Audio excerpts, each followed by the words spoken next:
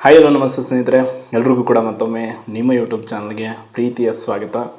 ಎಲ್ರಿಗೂ ಕೂಡ ಹೇಳಿದ್ದೆ 12 ಗಂಟೆ ಆದಮೇಲೆ ಒಂದು KS ಮರುಪರೀಕ್ಷೆ ಕೋರ್ಟ್ ಕೇಸ್ ವಿಚಾರಕ್ಕೆ ಸಂಬಂಧಪಟ್ಟಾಗ ಒಂದು ಎಕ್ಸ್ಕ್ಲೂಸಿವ್ ಅಪ್ಡೇಟ್ ಕೊಡ್ತೀನಿ ಅಂತ. ಸೊ ಈ ಒಂದು ಮಾಹಿತಿಯ ಒಂದು ವಿಚಾರ ಏನಪ್ಪ ಅಂತಂದರೆ, ನಿಮಗೆಲ್ಲ ಗೊತ್ತಿದೆ, ಈಗ ಕನ್ನಡ ಮಾಧ್ಯಮದ ಅಭ್ಯರ್ಥಿಗಳ ಪರವಾಗಿ ನಮ್ಮ ಅಕ್ಷರ ತಂಡದ ಶ್ರೀಕೃಷ್ಣ ಅವರು ಹೈಕೋರ್ಟ್ ಮೊರೆ ಹೋಗಿರುವಂಥದ್ದು ರಿಟ್ ಫೈಲ್ ಆಗಿದೆ. ಈಗ ಆಲ್ರೆಡಿ ಹಿಂದೆ KATಯಲ್ಲಿ ನಡೆದಂಥ ಹೋರಾಟ ಏನಾಯಿತು ಎಲ್ಲ ಗೊತ್ತಿದೆ. ಹಾಗೇನೀಗ ಹೈಕೋರ್ಟಲ್ಲಿ ಈ ಒಂದು ಪ್ರಕರಣಕ್ಕೆ ಸಂಬಂಧಪಟ್ಟಾಗೆ ಅರ್ಜಿದಾರ ಪರ ವಕೀಲರು ಯಾರು, ಹಾಗೆ ಅರ್ಜಿದಾರ ಪರ ಒಂದು ವಿಚಾರಣೆ ಯಾವಾಗ ಬರುತ್ತೆ, ನಿನ್ನೆ ನಾನು ಹೇಳಿದ್ದೆ ವಿಷಯದಲ್ಲಿ. ಐ ಥಿಂಕ್ ಇವತ್ತು ಒಂದು ಮೆಮೋವನ್ನು ಹಾಕಿರೋದ್ರಿಂದ ಅರ್ಜೆನ್ಸಿ ಈ ಒಂದು ಮ್ಯಾಟರ್ ತುಂಬ ಅವಸರವಾಗಿರೋದ್ರಿಂದ, ಎಮರ್ಜೆನ್ಸಿ ಮ್ಯಾಟರ್ ಆಗಿರೋದ್ರಿಂದ ಶೀಘ್ರದಲ್ಲೇ ವಿಚಾರಣೆಗೆ ಕೈಗೆತ್ತಿಕೊಳ್ಳಿ ಅಂತ ನ್ಯಾಯಾಧೀಶರಿಗೆ ಒಂದು ಪ್ರೇ ಮಾಡಲಾಗಿದೆ. ನಮಗೆ ನಿನ್ನೆ ಬಂದಿರುವಂಥ ಒಂದು ಮಾಹಿತಿ ಏನಪ್ಪ ಅಂತಂದರೆ, ಅರ್ಜಿದಾರರ ಕಡೆಯಿಂದಾನೆ ಇವತ್ತು 2 ಗಂಟೆಗೆ ಹೈಕೋರ್ಟಲ್ಲಿ ಈ ಒಂದು ನಮ್ಮ ಕನ್ನಡ ಮಾಧ್ಯಮದ ಅಭ್ಯರ್ಥಿಗಳ ಪರವಾಗಿರುವಂಥ ವಿಚಾರಣೆ ಬರುವ ಸಾಧ್ಯತೆ ಇದೆ ಅಂತ ಅವರು ನಿನ್ನೆ ನಮಗೆ ಮಾಹಿತಿಯನ್ನು ನೀಡಿದ್ದು. ಬಟ್ ಅದು ಎಷ್ಟರ ಮಟ್ಟಿಗೆ ಇವತ್ತು ವಿಚಾರಣೆ ಬಗ್ಗೆ ಸಂಜೆ ಅಷ್ಟೇ ಕನ್ಫರ್ಮ್ ಆಗುತ್ತೆ ಅದೇನಾಯಿತು ಅನ್ನೋದು. ಕಾರಣ ಅರ್ಜಿದಾರರು ನೇರವಾಗಿ ಕೋರ್ಟ್ಗೆ ಹೋಗಿ ಆ ವಿಷಯದ ಬಗ್ಗೆ ಮಾಹಿತಿಯನ್ನು ತೆಗೆದುಕೊಂಡು ಬರೋದ್ರಿಂದ ಅದು ಸಂಜೆ ನಮಗೆ ಕನ್ಫರ್ಮ್ ಆಗಿ ಗೊತ್ತಾಗುತ್ತೆ.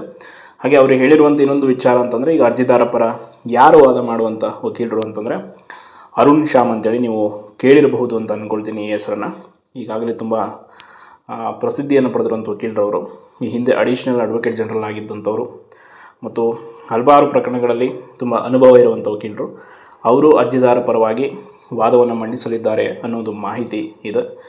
ಹಾಗೆ ಈ ಒಂದು ಒಟ್ಟಾರೆ ಪ್ರಕರಣದಲ್ಲಿ ಏನೆಲ್ಲ ಬೆಳವಣಿಗೆಗಳು ನಡೆಯಬಹುದು, ಹಾಗೆ ಇಲ್ಲಿ ಮುಖ್ಯವಾಗಿ ಅರ್ಜಿದಾರರ ಈ ಒಂದು ಇಮಿಡಿಯೇಟ್ ಬೇಡಿಕೆ ಏನು ಅಂತಂದರೆ, ಈ ಒಂದು KS ಮುಖ್ಯ ಪರೀಕ್ಷೆಗೆ ಒಂದು ತಾತ್ಕಾಲಿಕ ತಡೆಯನ್ನು ಕೊಡಬೇಕು ಅಂತ ಕೇಳ್ಕೊಳ್ಳೋದು ಮೇನ್ ಈ ಒಂದು ಉದ್ದೇಶ ಇಲ್ಲಿ. ಕಾರಣ ಈಗ ಅವರು ಈ ಒಂದು ಪ್ರೊಸೆಸ್ಗೆ ಸ್ಟೇ ಕೊಟ್ಟ ನಂತರ ಮಾತ್ರ ಇನ್ನಷ್ಟು ಈ ಒಂದು ಕೇಸ್ ಸ್ಟ್ರಾಂಗ್ ಆಗಿ ನಡೆಯೋದಕ್ಕೆ ಸಾಧ್ಯ ಆಗುತ್ತೆ.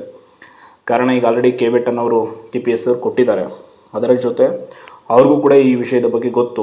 ಹೈಕೋರ್ಟಲ್ಲಿ ಪ್ರಕರಣ ಇರೋದರಿಂದ ನಾವು ಬೇಗ ಈ ಒಂದು ಪ್ರೊಸೆಸನ್ನು ಮಾಡಿ ಮುಗಿಸ್ಬಿಡೋಣ, ಹಿಯರಿಂಗ್ಗಳೆಲ್ಲ ಆಗೋಷ್ಟಲ್ಲಿ ಅನ್ನೋದು ಕೂಡ ಗೊತ್ತು. ಆದ್ದರಿಂದ ಮೊದಲ ಒಂದು ಪ್ರೇ ಏನಿರುತ್ತೆ ಇಲ್ಲಿ ಅರ್ಜಿದಾರ ಪರ ವಕೀಲರದ್ದು ಅಂದರೆ ಈ ಒಂದು KS ಮುಖ್ಯ ಪರೀಕ್ಷೆಗೆ ತಡೆಯನ್ನು ತೆಗೆದುಕೊಂಡು ಬರುವಂಥದ್ದು.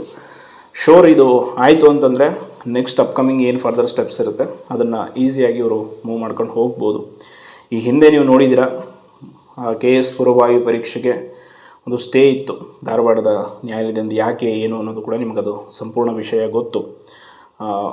ಸ್ಫೂರ್ತಿ ಭೈರಪ್ಪನವರ ಒಬ್ಬ ಪ್ರಕರಣದಲ್ಲಿ ಅವರು ಕೋರ್ಟ್ ಮೂಲಕ ಸ್ಟೇಯನ್ನು ತಂದಿದ್ದಂಥದ್ದು. ಆ್ಯಂಡ್ ಅಗೇನ್ ಅದೇನೆಲ್ಲ ಆಯಿತು ಅಂತ ಅಗೇನ್ ಇಲ್ಲೂ ಕೂಡ ಈಗ ಇಲ್ಲಿ ಅರ್ಜಿದಾರರು ಮುಖ್ಯ ಪರೀಕ್ಷೆಗೆ ತಡೆಯನ್ನು ಕೋರ್ತಾರೆ.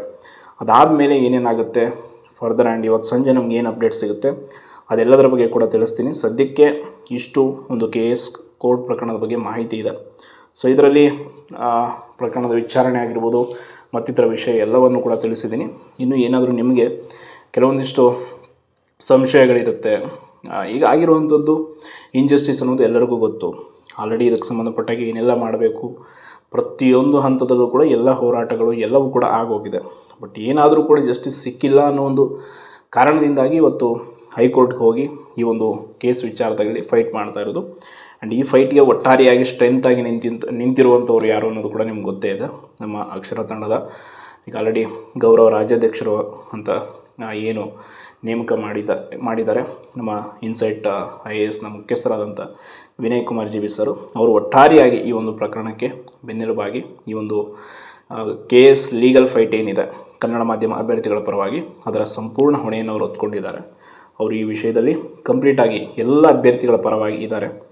ಖಂಡಿತವಾಗಿ ಅವ್ರಿಗೂ ಕೂಡ ಒಂದು ನಮ್ಮೆಲ್ಲರ ಪರವಾಗಿ ಧನ್ಯವಾದಗಳನ್ನ ಸಲ್ಲಿಸೋಣ. ಕಾರಣ ಈ ವಿಷಯದಲ್ಲಿ ಅವರೊಂದು ಏನಪ್ಪ ಅಂತಂದರೆ ಕಾನೂನು ಸಲಹೆಗಳನ್ನಾಗಿರ್ಬೋದು ಅರ್ಜಿದಾರರಿಗೆ ಎಲ್ಲ ರೀತಿಯಾದಂಥ ವ್ಯವಸ್ಥೆಯನ್ನು ತುಂಬ ವ್ಯವಸ್ಥಿತವಾಗಿ ಕಲ್ಪಿಸಿಕೊಟ್ಟು ಈ ಒಂದು ಕೇಸಲ್ಲಿ ಹೇಗಾದರೂ ಮಾಡಿ ನಾವು ಗೆಲುವನ್ನು ಪಡೆದುಕೊಳ್ಳಬೇಕು ಅನ್ನೋ ಒಂದು ಹಂತಕ್ಕೆ ತಂದು ನಿಲ್ಲಿಸಿದ್ದಾರೆ ಅಂತ ಹೇಳ್ತಾ ಇಷ್ಟೊಂದು ಮಾಹಿತಿ ಇದೆ ಸದ್ಯಕ್ಕೆ. ಧನ್ಯವಾದ.